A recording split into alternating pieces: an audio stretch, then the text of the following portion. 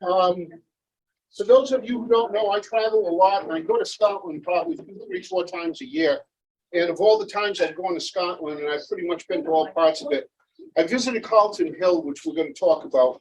And I knew it was at the top, but I never really delved too much into it. I was more interested in some archaeology and going to the Royal Observatory in Blackhill. But I want to tell you a little bit about the history of the original Royal Observatory in Edinburgh, Scotland, which was in existence and operated from 1838 to 1896. Now, just a couple of things to point out here. This was the residence of the Astronomer Royal, and it is now a hotel, but it's a special hotel. The Scotsman Hotel, which is one of the 5-star hotels on the Royal Mile, they oversee this property, and you can make arrangements to go in here, and it's all the original furnishings and decorations and artwork that are on the walls and everything else, but it's fairly expensive. It's about, I think about $500 a night, but if you take a 3-night weekend, you can get it for just like $1,100. So I haven't stayed there yet, but we had tried to get in once and it was just too expensive.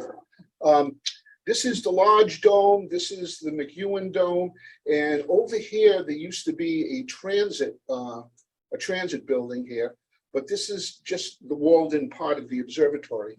So let me start by saying, when people think of the Royal Observatory, they always think of the Royal Observatory in England. Okay, but there are actually 3 Royal Observatories, but only 2 of them are called a Royal Observatory. There's a Royal Observatory, of course, in Herstmonceux and in London. Then there's the Royal Observatory in Edinburgh, and then there is Dunsink Observatory in Ireland, which doesn't. They have a royal astronomer, but they don't have what's called a Royal Observatory. So Dunsink Observatory in Dublin, which of course was all part of the UK.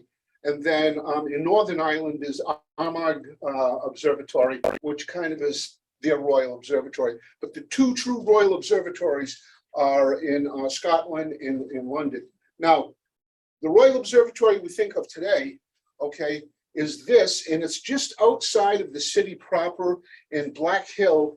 There are a number of instruments there, some of the older instruments. A lot of the research is done here, and one of the things they were most noted for was they were one of the first people to come up with a totally automated measuring engine, okay, back in the 80s that was so far ahead. Now we have all computerized measuring engines for comparing 2 plates and everything else, but a lot of that's done here. And a lot of the research on the Scotland Royal Observatory, they have instruments all over the world.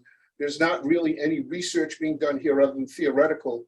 Most of this stuff is all, I mean, there's a little bit going on, but most of this stuff is all for the public's use. They have a wonderful museum and public program, but they're probably the most famous of their instruments is the 3.8 meter infrared telescope at Mauna Kea. But they also have their Schmidt camera, I think, is at Siding Springs in Australia. They have a facility in South Africa, and they have a big scope in I think it's in Chile. Okay, but just to tell you about the current Royal Observatory. But we go back to the original Royal Observatory, and the first Astronomer Royal of Scotland was Thomas Henderson. Okay, and this is Thomas Henderson. And there wasn't much of an observatory per se at Edinburgh at the time. It was in the process of coming together. So he actually served most of his time as the Royal Astronomer, and he was at their facility down in South Africa, okay, working with Dr. Gill. He's buried today in Edinburgh, and it's a absolutely wonderful wonderful cemetery because a lot of famous people are buried there. And if you ever have the chance, you can go see his grave. And of course, there's a celestial globe on the top with a comet and a crescent moon and what have you. Now, astronomy started in Scotland in 1583 when the University of Edinburgh was founded, and astronomy was taught in the mathematics department, and it gained a lot of prominence. Eventually, it broke away from there, but there was a lot of discussion about building an observatory, okay, an actual observatory in the city, and it was done. And the first telescope was at the Heriots Hospital, okay? It was in one of the towers at Heriots Hospital over here, and we could see the tower where the dome is. There's a sundial up here, and this is the entrance into it. This was actually a University of Edinburgh property, and it was eventually converted to a hospital. But this is where the first observatory, and it was founded by James and Thomas Short. Now, Ken Lonnie is past president of the Antique Telescope Society, so he knows a lot about European, and he's been to Edinburgh and everything else. So I may have to ask him to correct me if I make some mistakes here, but I think I got it down pretty good. James and Thomas Short. James, the observatory here at Heriots Hospital was founded in 1770. James Short was kind of like the Alvin Clark. Him and his brother were kind of like the Alvin Clark brothers of England, London at the time. He was most noted for his Gregorian telescopes with speculum mirrors, but he made a lot of refractors. Okay, and just when he died, he published a paper, and I can't remember the title of it, but it was on refracting telescopes and in correctional lenses. He was considered a very, very, very good optician. And he lived from 1710 to 1768, and he made a number of telescopes. What is the museum, Ken, that's down on Long Island? Is it in Stony Brook? Custer? Yeah, the Custer Institute. Yeah, one of his telescopes is down there.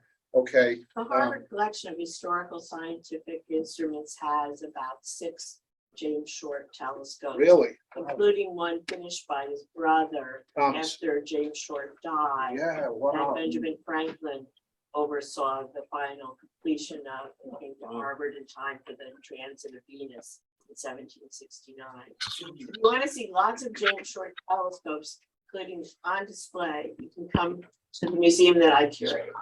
Fantastic. So I don't want to, a Custer, but I didn't know. closer to you up here is a world-class collection of James Short road trips.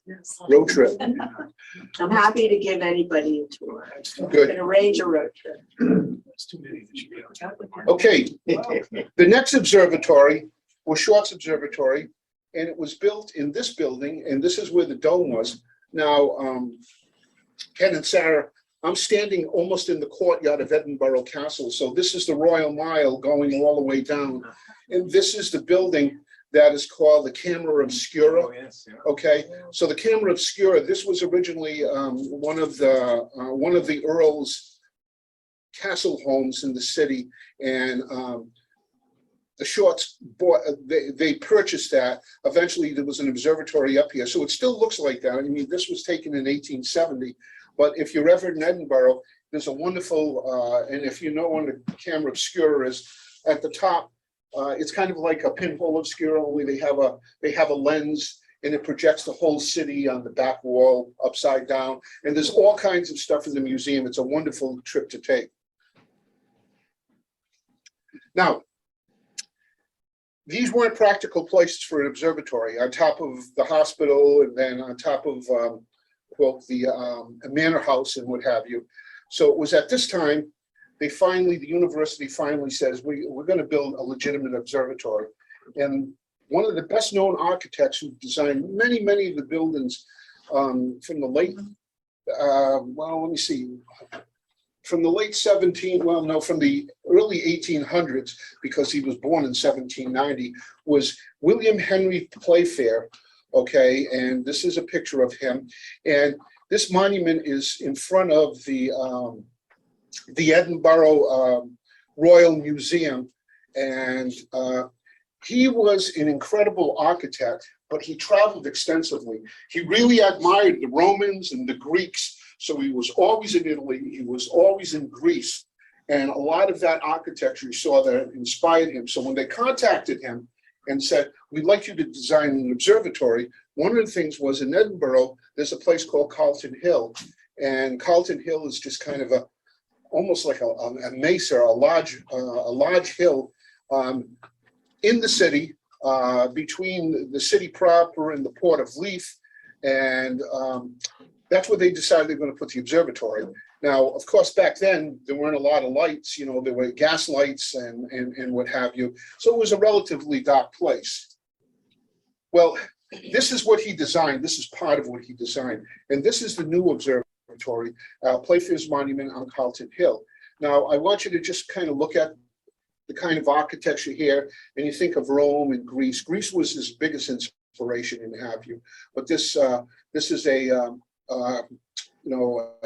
cross type building. And this shows when it was first designed by Playfair. And he was inspired by his trips to Greece. So if you've ever been to Greece, this is the Acropolis. I mean, when I was there, we stayed just at the foothills of the Acropolis, but this is the Acropolis, and it's kind of a hill like you have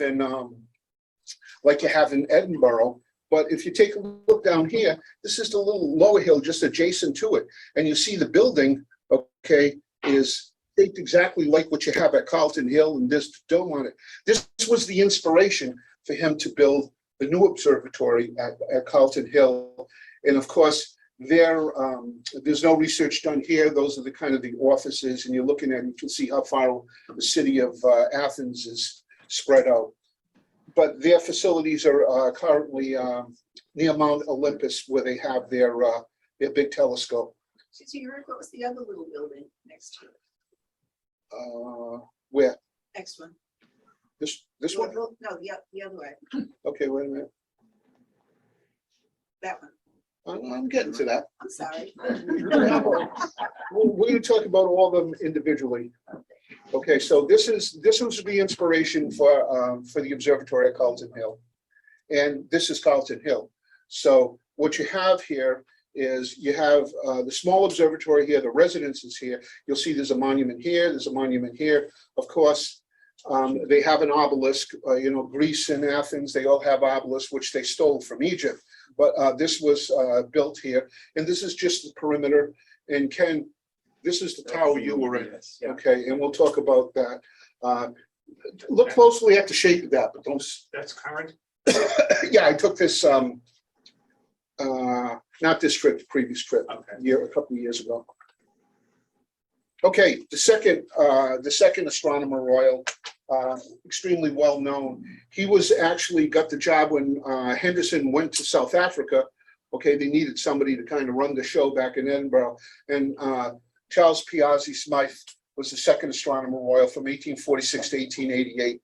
And he accomplished a lot during that time, but a lot of the research that was being done there were, of course, at that time, everybody was doing double stars with their big refractors. So that was a focus of his. But if you read the historical literature, you'll see his name come up a lot. Now, on the mountain, on the hill, there were some instruments that were sent there to be put up. Now, I want to tell you about this one. Reverend Craig telescope. He was the vicar of Leamington, which is outside of London, and the optics were by Thomas Slater. It was a 24-inch f/37 refractor, and it rotated on railroad tracks. Okay, they needed a whole team of people to lift it up. When it was down in the London area, the only thing that they ever looked through with it was the planets. They just couldn't find anything. It was just not manageable. But somehow, some way, they thought that when he passed on, they thought that they might send it, and they sent it up to Edinburgh, and they erected it there. And they quickly found out it was another, boondoggle, and it was torn down. I can show you later on where it was located. I just wanted to. Does the lens still exist? I don't know about the lens. I can tell you that the, let me see, the lens, they said, that, yeah, I do remember. This lens was so poor, okay, that they masked off sections of the lens. I mean, they didn't reduce the aperture. They just put patches here and there. I mean, it was pretty bad, spherical aberration. But Ken, you've seen plenty of pictures like this where they have the long, I forgot what they call them. You got the lens up at one end and the eyepiece at the other end. Aerial telescopes. Crazy. Okay, this is the domes, the original domes of the 21-inch and the 6-inch, which was here. Now, the observatory after Blackford Hill, the Royal Observatory was built. The Edinburgh Astronomical Society ran these telescopes until maybe the 1990s, and they eventually left. And the place was completely overgrown, run down. The buildings weren't necessarily vandalized, but the place was just a wreck. And what happened was a art conservation group somehow bought or leased the whole facility at the top within the wall of the observatory. And it's now like not an art commune, but they have all things related to the arts, concerts. They have galleries there and everything else. This is a gallery now. There is a museum in here, and the 6-inch telescope is in here. But these are just some pictures from the outside. This is the main telescope that was in the in the big dome, and this was the 21-inch refractor F16 by James Buckingham. Okay, and the mount was not considered very good, but it was used primarily for double stars. And I think the mount was homegrown. I don't think it was from any of the major suppliers at the time. I don't know the status of this telescope, where it is, what happened to it. Would you know, Ken? I don't actually. What's the latitude there? I'm just looking at the angle of it. No, It's Inverness is 50, so it's probably about maybe 49. No, London is 51, so it's got to be higher than that. Well, Rosslyn Castle is, It sure looked like. It's like 53 or something. really? Because London is around 51, Okay, so it's up there. it's up there, yeah. Now, if you remember, I showed you the Greek observatory. It's the same architecture, you know, four-sided, and you see the Doric columns and everything else. And when you go inside, it's a little hard to get to see this telescope. They actually store stuff up there. The way I cropped the photo was they had all boxes stored down there because the art organization has it. But it is functional. And if you were to Google Edinburgh New Observatory, there's a nice video of this by one of the astronomers from Royal Observatory. It's a beautiful scope, and this scope was made by Short. This is a 6-inch refractor. Now, that's where the big dome is. You see the little dome. This dome has since been taken down. This was in the place of where the transit house used to be. And we see the residence here, which, like I said, is now can be rented. And this is before it was totally restored. So it was kind of overgrown. And now it's very lush and verdant, and it's well cared for. Inside are some of Short's smaller instruments. Yeah, Short. Which Short are you talking about? These are Thomas Short. James Short is passed on. He leaves 20,000 pounds to his brother, and his brother continues the company. And And by the time these were made, they were talking about the early 19th century. yeah, these on the 6 inches by Short. Did I say these were by Short? These aren't by Short. Right. These are by That's why I'm confused. these were by let me see here. I'll tell you. Cook, Troughton, and Sims. Okay, that makes more sense, you know. They're part of that little museum. Now, I told you the Thomas Playfair Monument, which you saw earlier, is in front of the National Museum of Scotland. If you go to Scotland, you got to go to this place. This is just an unbelievable museum. It's kind of like the American Museum of Natural History, but it's science, natural history, and everything else. And when you go inside, it's absolutely enormous. And there's like, I'm going to say on every floor, there's probably about 20 rooms on each side with some theme, and one of the greatest collections of sundials I have ever seen. But these are carved stone sundials, and I didn't include them in this picture. But in here, they have a whole astronomy section from the original Royal Observatory. So this is one of the, this one is a, I think this one is either a Cook, Troughton, and Sims, or maybe Grub Parsons, okay, transit. But this whole room is astronomical instruments and telescopes. And here's some of his little telescopes and a quadrant there. One of the most beautiful globes I've ever seen of the moon. I mean, of Mars. Yeah. He was inspired by Lowell, no doubt about it. Yeah, I think so. But it's a wonderful place to visit. And probably the biggest anchor thing in this exhibit is the first Schmidt camera in the British Observatory. And it was actually in England before it was in, before London had one. And this is, okay. This was, the mount was designed by Hawks, Hargraves, and Thompson, and was built by Grubbs Parsons, and it's a 16 by 24 inch Schmidt f2.5.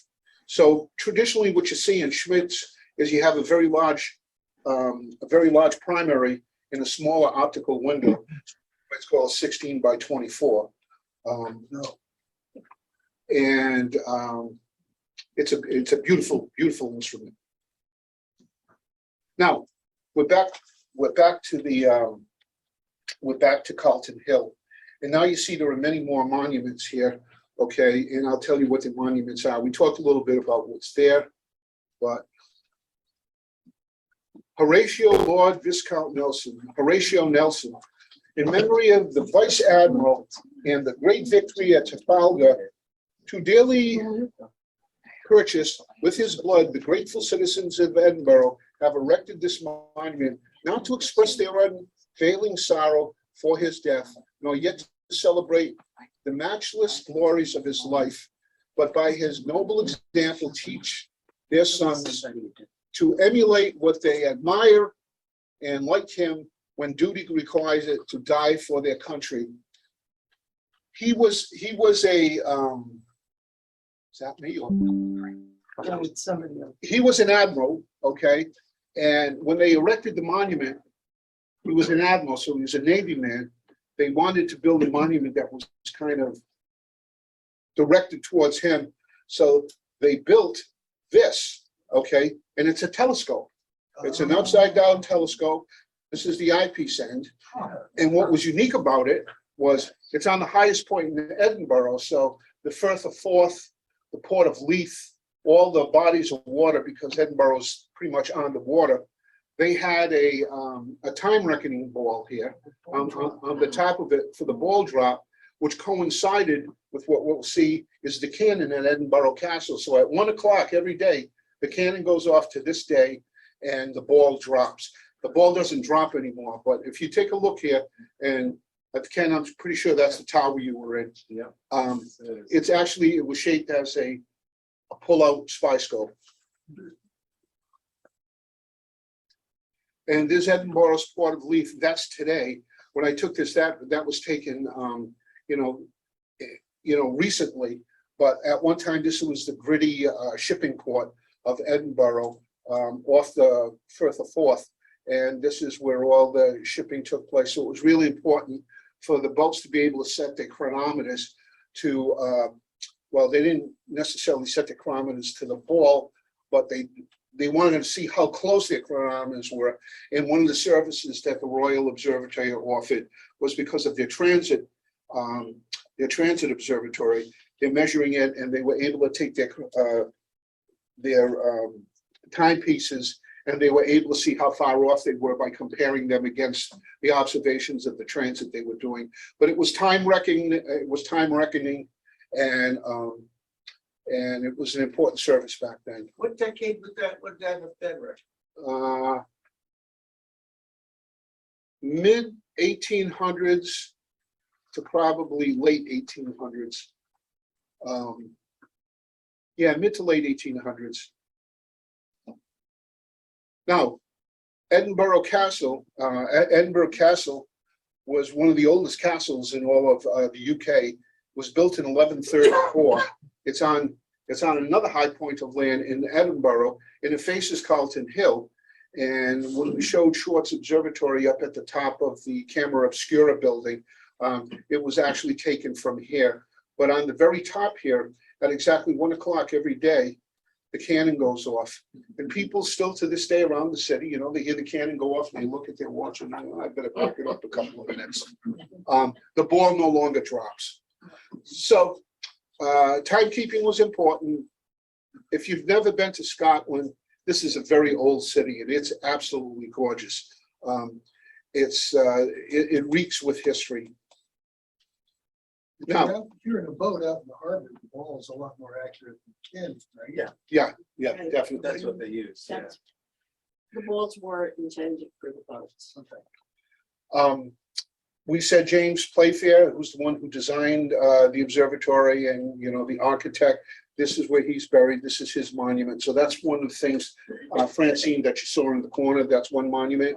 And then this is the Dougal Stewart monument. It has 8 columns, but it was designed after the Tower of the Winds in Athens. So this is a picture I took of the Tower of the Winds in Athens, which is just below the Acropolis. And if you saw the Da Vinci Code, no, not the Da Vinci Code, Angels and Demons, when they go and kill the priest on the steps of the Vatican and everything else, he's looking around and he sees the wind blowing from the north, engraved in a thing. And this is the Tower of the Winds. The Vatican was the layout of the St. Peter's Square. Part of it is based on the Tower of the Winds. Help me with a water clock, a clepsydra. There's a clepsydra in here, a water clock, and There are also sundials on every face. sundial on every face, and there are 8 sides facing the 8 winds. And you can see the Acropolis up here. The Parthenon is back there, and this is in the ancient Agora, one of the old shopping areas, one of the old trade areas in ancient Athens.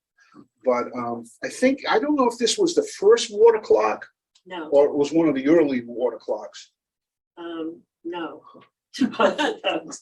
It is an early water clock from, the time of the ancient Greeks. So it would be like the 3rd century BCE, but there were clepsydra in ancient Egypt much earlier Okay. and elsewhere. So Did it originate in Egypt?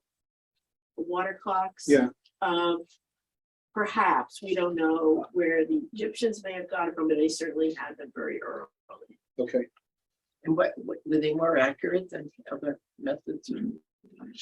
Not necessarily, because because they were also using the stars, the rising and setting of stars, and the sun's passage to find the time. And I think it was in, they were keeping seasonal time so that the hours would be changing. They weren't equal hours like we have, and so the water clocks would have to be adjusted to the length of hour changing depending on the time of year. So it's actually more complicated, and then the outflow is, changes as the water drops. So Where did the water come from? Same, Was it The a sky. system? some bucket brigade. Yeah. Natural springs. Yeah, I don't know. I think it varied with the. The Romans had aqueducts, so they had plenty of access to water, but in this one was a natural spring, and it was higher up on the talus slope of the Acropolis. Okay, this is a national monument to the Napoleonic War dead. So you can see, once again, you have Doric columns, very similar to what you see in Greece. And this is just up on Carlton Hill. This isn't part of the observatory, but this is part of Playfair's original design. And it's pretty majestic looking.